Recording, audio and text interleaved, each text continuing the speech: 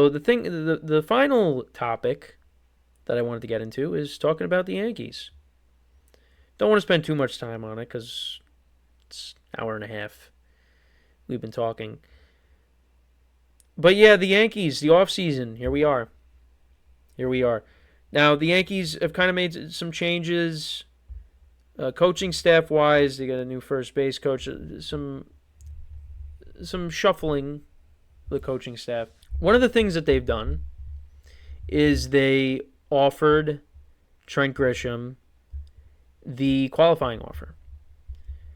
And I didn't dislike it, but I'm seeing that it would be silly if he doesn't sign it, because is he going to get $22 million on the open market? And he wants a multi-year deal. We'll see. We'll see what he does. I think he wants a multi-year deal. I don't think he's going to accept it. Now watch. I'm going to say that and then he's going to accept it. The Yankees will get a draft pick. They'll get draft pick compensation if he doesn't accept that he signs elsewhere. So that's part of it. But what happens if he does sign? Because Yankees want to bring back Bellinger, right? And you're going to be involved in the Kyle Tucker sweepstakes. I don't know if Kyle Tucker's going to come to the Yankees. I think what's going to end up happening is, like it's happened several times, is the Yankees will end up getting Bellinger back at a discounted price. And that's going to be, the big move. But we will see. Because the Yankees have done this before with Anthony Rizzo and Matt Olson, and a lot of Yankee fans wanted Matt Olson. I did want Matt Olson at the time. Even though Rizzo was productive until the concussion stuff happened, Matt Olson was the better player.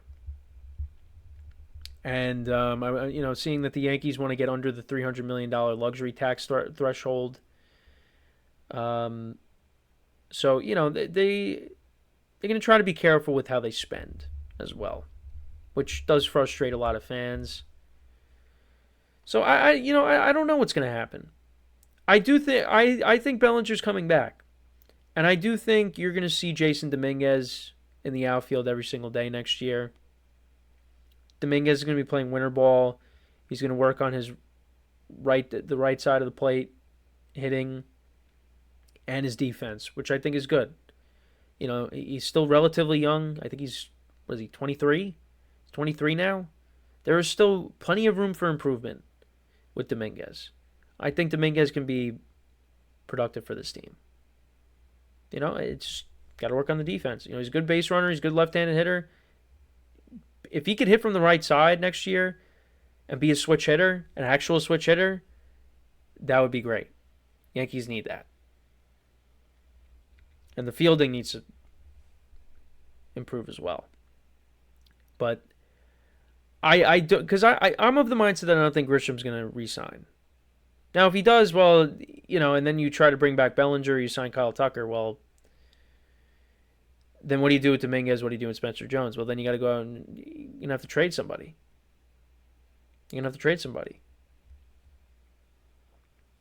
And Yankees kind of in a little bit of a predicament with their pitching, because Carlos Rodon is not going to be ready for the start of the year. Garrett Cole is not going to be ready. And I apparently Clark Schmidt could be back next year. I thought he was going to be out all of next year, but he could be back in like the second half. So then that leaves the Yankees with Max Fried, Will Warren, Luis Gil, and Cam Schlittler. And I don't know who their fifth starter would be. So the Yankees do need starting pitching. So, could they trade for somebody? I think what's going to happen is, I know there's rumors about Skeens and Skubal. Yankees aren't doing that. I think I think it was said that they're going to try to get a swing guy. So I think you should try to bring back, right? Because I don't think they have Ryan Yarbrough for next year. I think you bring him back because he was good for them. And then maybe you go out and you try to trade for someone else. That's what I see happening, and they're not gonna.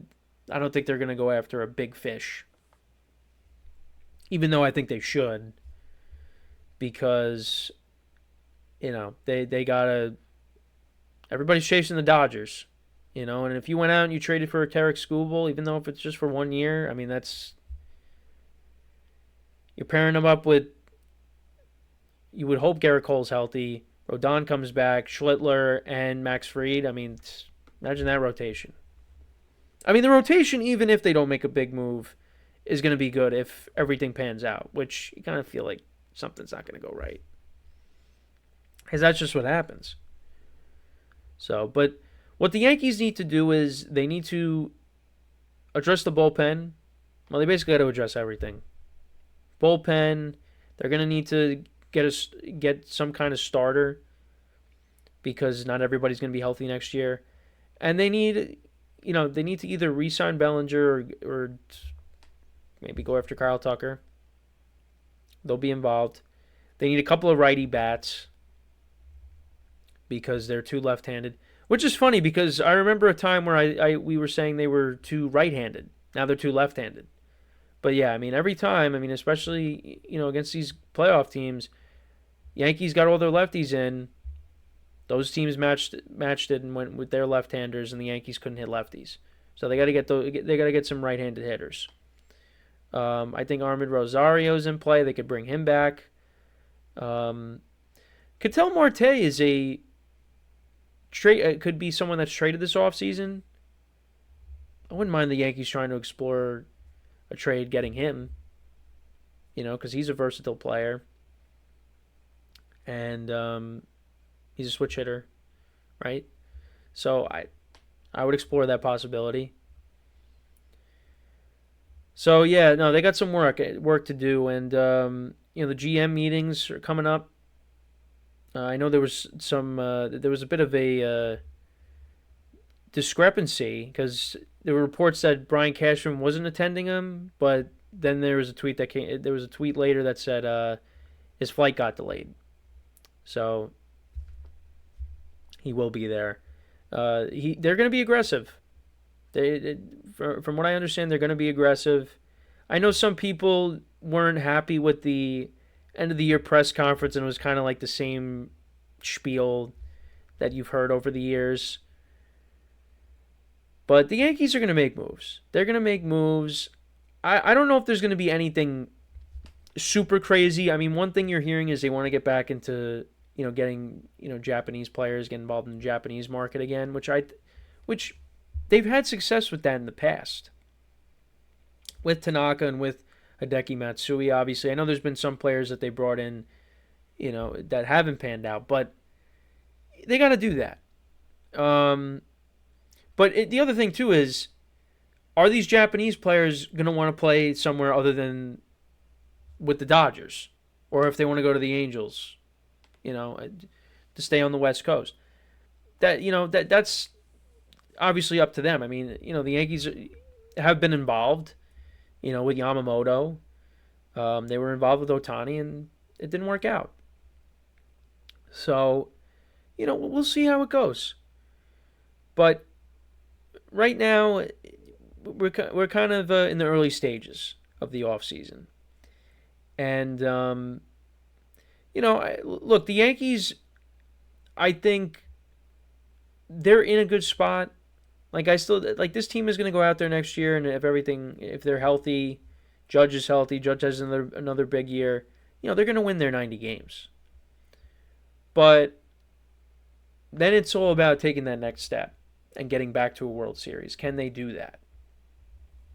And I think if, you get all your starters back, the bullpen, I feel like they'll figure it out because they always do. I know this year, not so much, but the bullpen is usually good. Get the bullpen under control. Starting pitching, I think will be in a good spot when you get everybody back healthy. It's really going to come down to the offense. The offense. You got to figure something out. Because I don't think there's what we saw was Judge carry us like he did all year. That's what the playoffs were. For the most part. They barely squeaked by the Red Sox, and then against the Blue Jays, it was Judge and Ryan McMahon. That was really it. That was their offense. Judge and Ryan McMahon. So they got to figure something out because they don't have that number two to complement Judge. I know you could say it was Stanton. Stanton, unfortunately, he's not going to have these big postseasons every single year. And he's getting older. They got to get somebody else there. That's why, again, don't want to bring this up, but I'm going to. You had Juan Soto, you had Judge, you had Stanton, it was Soto and Stanton in the playoffs the year before, but, Judge, had a couple of home runs in the championship series and did have the home run in Game 5, but it's just he didn't put it all together.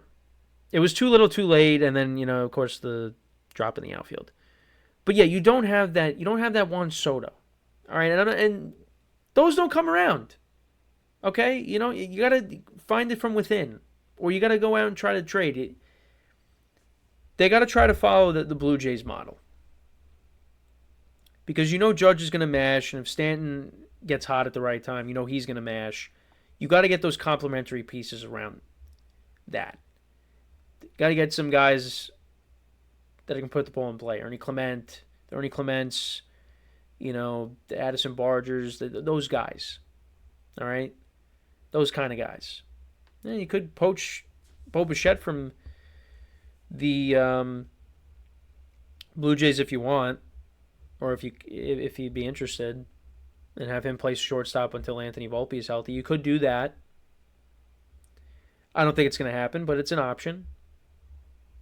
So we'll see. We shall see, but the Yankees will be making moves this offseason. They will. Like I said, 2 righty bats. You get a righty outfielder, a righty catcher. I think those are in order. And then maybe you bring Bellinger back, or you go after Kyle Tucker, or you get both, and maybe you trade somebody. I don't know. We will see. But yeah, the MVP voting is this week. Is it going to be Judge? Is it going to be Cal Raleigh? Both players deserve it. We'll see who ends up getting it. But any big moves that happen, we will make sure to talk about it. So make sure to look out for future videos coming up. But yeah, we went for a while. Covered NFL, Dable being let go by the Giants, little Yankees stuff. So, yeah. We'll try to get back to a normal schedule. I apologize again for the lack of activity as of late on this channel, but rest assured, we'll get things started up again. But as always, everybody, make sure to leave a like, comment, and subscribe to the video, to the channel. Make sure to follow us on all the social media platforms in the description below. And wherever you get your podcasts, you can listen to us as well. Just go to Infinite Sports and you'll find us there. And as always, everybody, I'm your host, Kenneth Grunfelder, signing off. Have a good one, and I will talk to you guys next time. Take care.